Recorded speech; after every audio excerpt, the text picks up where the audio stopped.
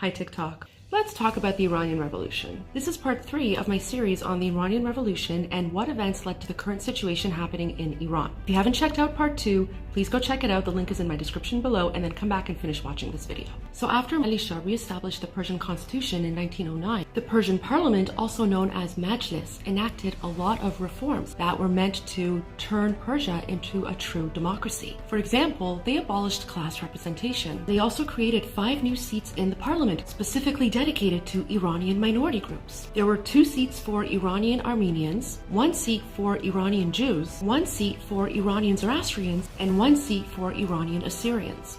The Majlis also democratized the voting system.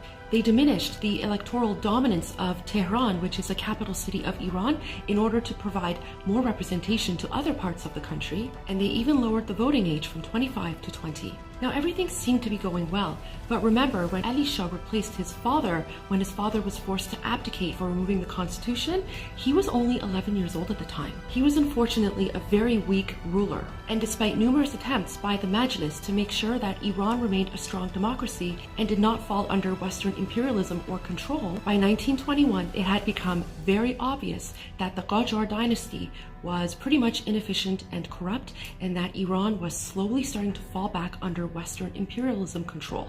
I mean, the situation was so bad that by 1921, the oil-rich country of Iran was relying upon Britain and Russia for military and economic support.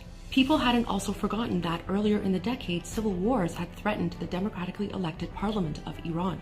Iran was so weak that the only regular military force at the time was the Cossack Brigade, also called Beridar Qazaq in Farsi. Beridar Qazaq was a cavalry-style unit formed in 1879, and it was modeled after the Caucasian Cossack regiments of the Imperial Russian Army. And while the rank and file was typically composed of a mix of Caucasians and then later on Iranians, up until 1920 it was commanded by Russian officers.